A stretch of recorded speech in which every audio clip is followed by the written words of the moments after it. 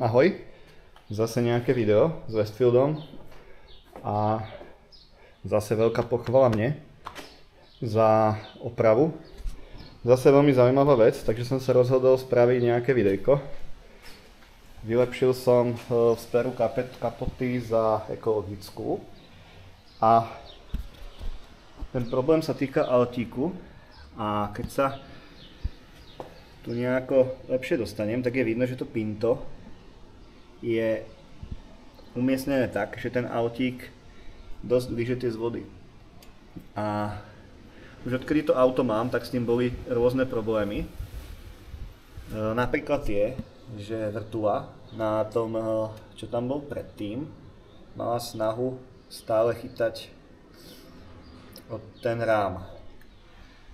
Problém je, si môžeme ukázať, že ten autík na sebe nemá žiadny kód a bolo dosť problémové ho nájsť, takže som to hľadal z eskortov a tak ďalej.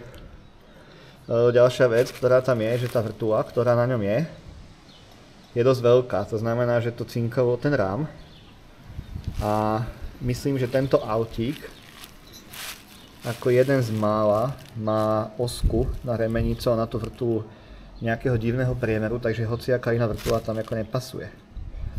Každopádne odišiel na tom, myslím, regulátor napätia teplom a ten autík sa choval divne, išiel, nešiel, proste bolo to také všelijaké. Takže som začal hľadať nejaké alternatívy. Ten autík je podľa mňa aj dosť ťažký a myslím si, že je zbytočne silný, čo sa týka aj toho dobíjacieho prúdu, pretože na tom aute v podstate okrem tých halogénov, ktorými aj tak nesvietím cez deň, tam v podstate nežere elektrínu takmer nič.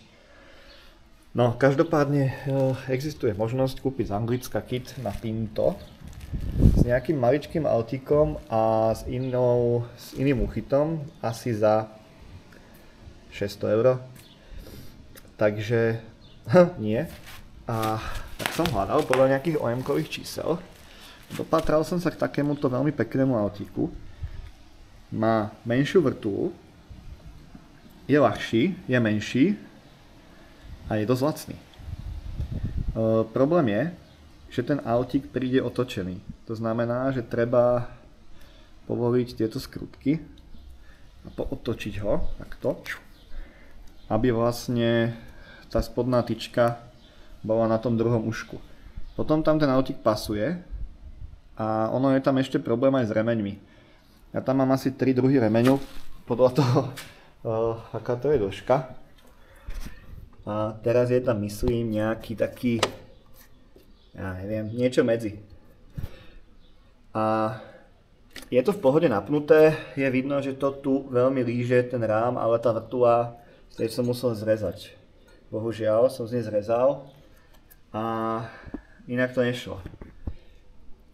Tu je to, ten zvod je opletený, tuto je nejaká termopáska penová, není to ideálne, chcelo by to podľa mňa natiahnuť ešte z toho čumáku nejaké sanie a chladenie. Každopádne, čo sa tam stalo je, že vždy počase ten autík, tieto už mám dva, ale sú to lacné, stoja asi, ja neviem, 40 €.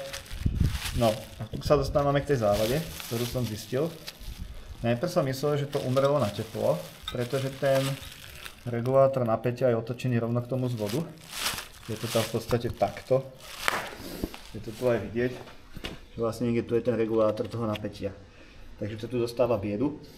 No každopádne som zistil, že sa dá kúpiť tento regulátor napätia a stojí asi, ja neviem, 150 českých. Niečo také. No keď som ho demontoval, tak som si všimol, že tu je zlomený pliešok. Ten pliešok je uchytený voči tomuto a myslím si, že je to uzemnenie.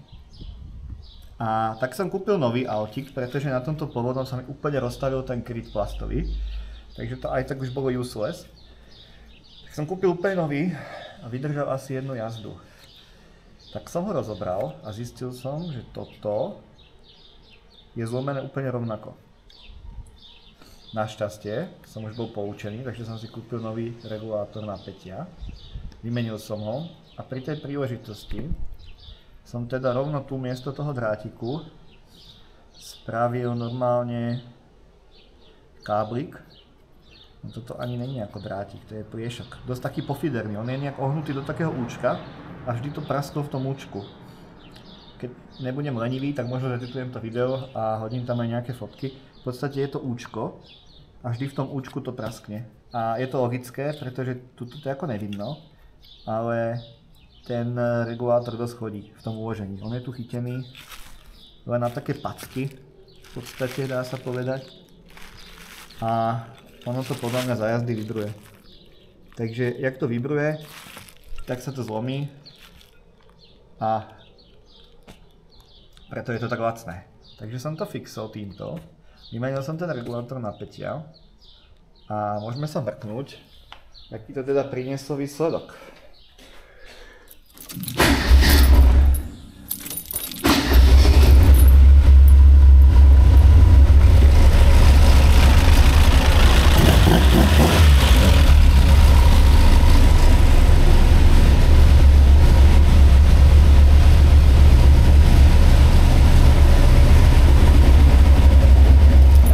Takže autík normálne dobíja, funguje a myslím si, že to vyrieši tú závadu. Uvidíme z dlhodobého hľadiska, aký bude osud toho autíku tuto, pretože to má dosť ťažký život. V podstate celé auto má ťažký život, ale myslím si, že je to celkom zaujímavý fix a oprava stála fakt ako skoro nič, takže neviem, koľko ľudí má tieto motory, neviem, koľko ľudí používa tieto autíky. Je možné, že niekto používa silnejší autík a tam je to vyriešené lepšie. Každopádne tu je fajn ušetrených nejakých kilo a pol, skoro 2 kg na tom autíku a hlavne je to kvôli tomu miestu. Takže tak dúfam, že to niekomu pomohlo a uvidíme, čo sa posere na budúce. Takže ešte vlastne mi napadlo, že by som mohol niekde do popisu k tomu videu hodiť kód toho autíku. Myslím, že keď sa to bude hľadať podľa tohto kódu, tak sa to nedá nájsť, ale zrovna na tom plastovom dekli to bolo. Áno, ešte vlastne je to vidno, že som to celé ofixoval tou páskou, takže si myslím, že by to mohlo teoreticky niečo vydržať. Takže možno to niekomu pomôže a keď to odíde, dá sa to celkom ľahko opraviť, myslím si. Takže toľko za mňa a keď bude zase niečo zaujímavé, čo sa mi podarí opraviť, tak zase spravím nejaké video a myslím si, že ďalšie videá budú zase z jazdy. Takže díky a čau čau.